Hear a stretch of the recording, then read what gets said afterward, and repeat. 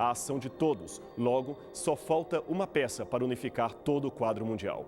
Um governo único que estabeleça as regras e dite o que é certo e errado em termos de economia e governo mundial. Imagine então a criação de um só governo para administrar países do mundo inteiro. Utopia ou realidade?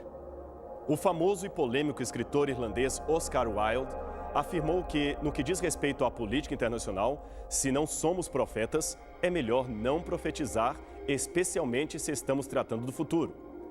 Seguindo este conselho, entendemos que é mais prudente não detalhar todos os modos como se cumprirá a profecia, principalmente por envolver quadro político-social em relação ao futuro. Por outro lado, porém, é possível, com uma boa dosagem de equilíbrio, dizer que temos o caminho aberto para a unificação de países e credos em torno de uma ideologia estranha aos ensinamentos bíblicos, exatamente como aponta a profecia do Apocalipse. Neste programa, não teremos condições para mencionar todos os itens desta discrepância entre a nova ordem mundial e a cosmovisão bíblica, mas a sua menção é um bom incentivo para que você pesquise as profecias e as tendências do futuro e tire alguma conclusão por si mesmo. Fazendo isto, você estará descobrindo a identidade ideológica do futuro anticristo e se preparando para não ser enganado por ele. Por ora, ainda é cedo para nos posicionarmos contra ou a favor de determinado sistema de governo, o que não significa uma alienação política por parte do verdadeiro cristão. A regra que se deve seguir é apenas a seguinte: se for estabelecida alguma regra que conflita com qualquer mandamento da lei divina ou da Bíblia, o que importa é ser fiel a Deus e não aos homens, nem que para isso tenhamos que pagar com a nossa própria vida. Por enquanto, ainda gozamos de liberdade para seguir a religião que quisermos, segundo as normas de nossa própria consciência. Porém, chegará o dia em que deveremos tomar uma dramática decisão contra ou a favor de Cristo. Para coisas envolvendo a espiritualidade, não existe neutralidade, não existe meio termo.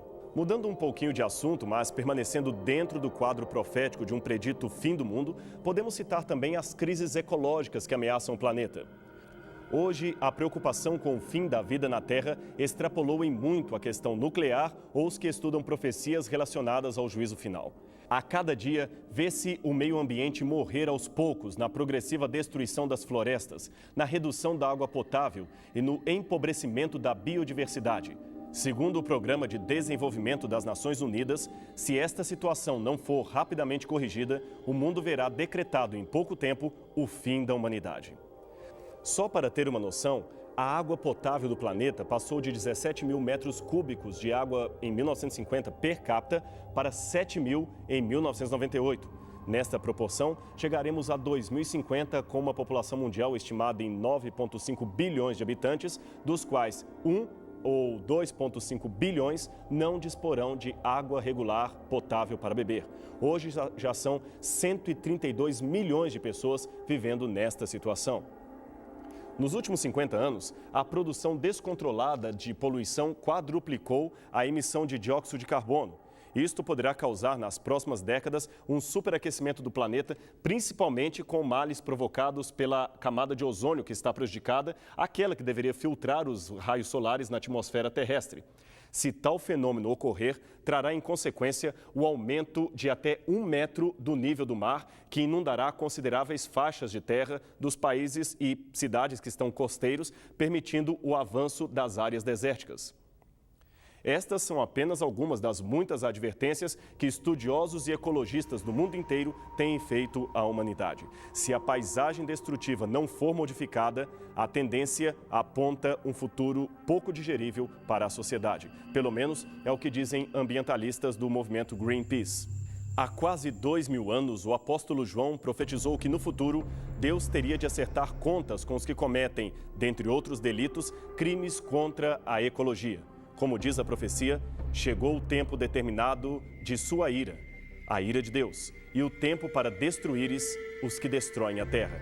Noutras palavras, esta profecia nos ensina que, primeiro, quase 2 milênios antes da era atômica, Deus já sabia que no futuro a humanidade poderia destruir a terra. Segundo, antes que qualquer um pudesse sonhar racionalmente com uma possível destruição em massa, Deus revelou ao profeta que isto um dia seria realidade.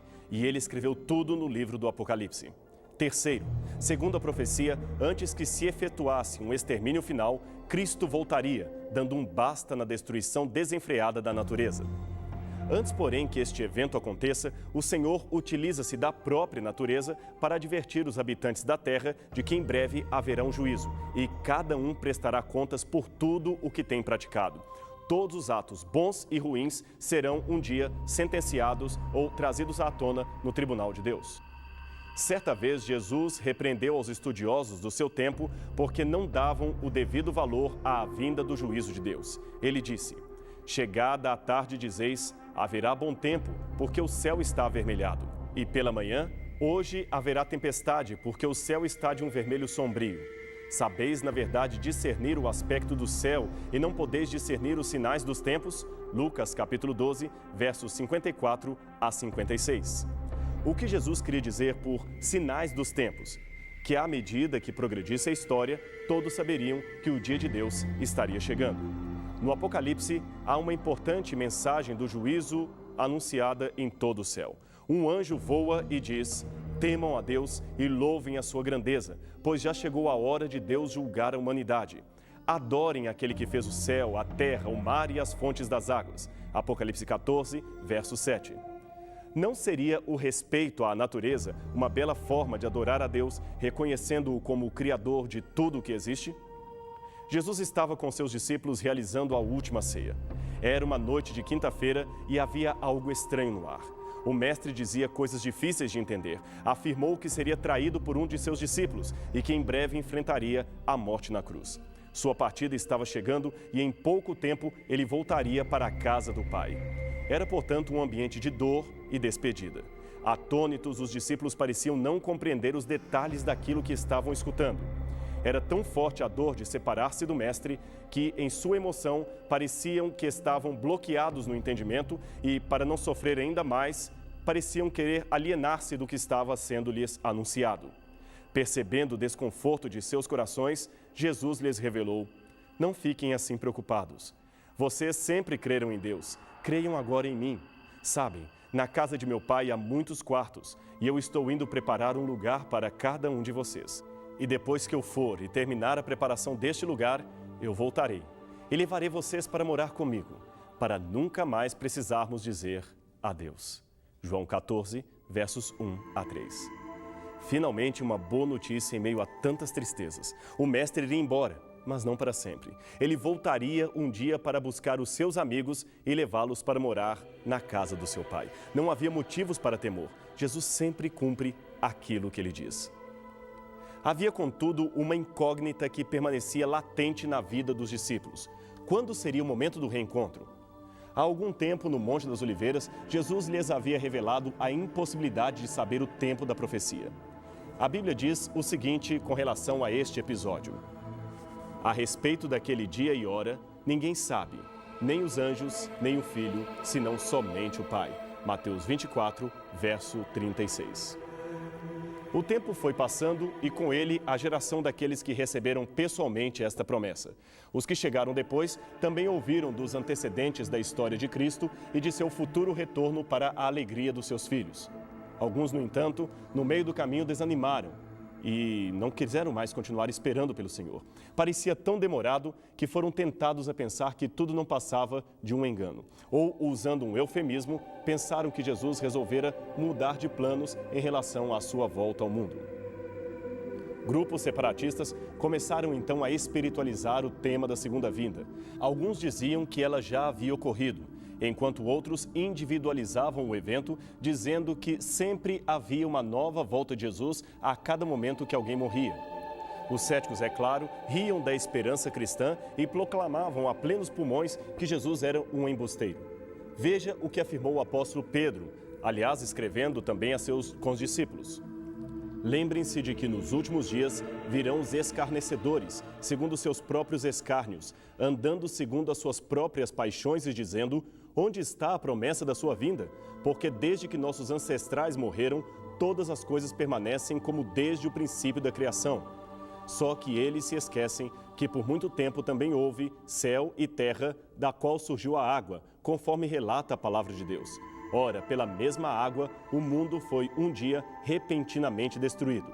Do mesmo modo, os céus que agora existem e a terra, segundo a mesma palavra, encontram-se reservados para a consumação no fogo. Eles estão sendo guardados para o dia do juízo, da extinção de todos os que amam a injustiça. 2 Pedro, capítulo 3, versos 3 a 6. Há um episódio que lembra as palavras que acabamos de ler. Conta-se que certa vez uma garotinha dos seus 6 ou 7 anos entregou um folheto para um homem com os dizeres: Jesus em breve voltará.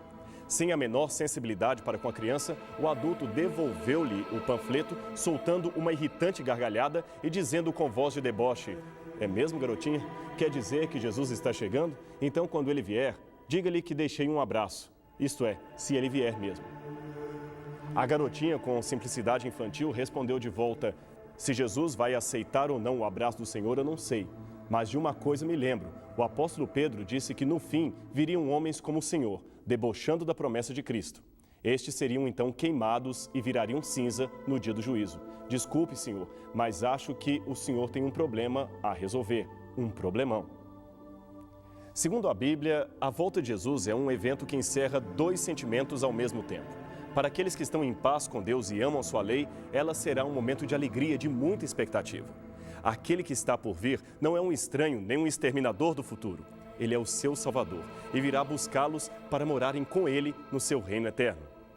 Por outro lado, uma grande multidão que não demonstra nenhuma vontade de estar com o Mestre, bom, estes sim terão um problema a resolver. Eles rejeitam a graça e fecham os olhos à lógica da Bíblia Sagrada, da palavra profética. Estes, diz o Apocalipse, pedirão às pedras e aos montes que caiam em cima deles e os livre da visão daquele terrível dia. Isto você pode ler em sua casa aí no Apocalipse capítulo 6, versos 15 e 16. A decisão sobre de que lado ficar é algo que pertence a cada um de nós e é tomada de acordo com o nosso livre-arbítrio. Sabe, faz parte do nosso amadurecimento espiritual aprender que, por mais bela que seja a vida, por mais bem-sucedidos ou vitoriosos que sejamos, a nossa existência não terá nenhum sentido senão na eternidade, quando estivermos com Cristo. Tudo de bom que temos aqui e que experimentamos não será nada comparado à surpresa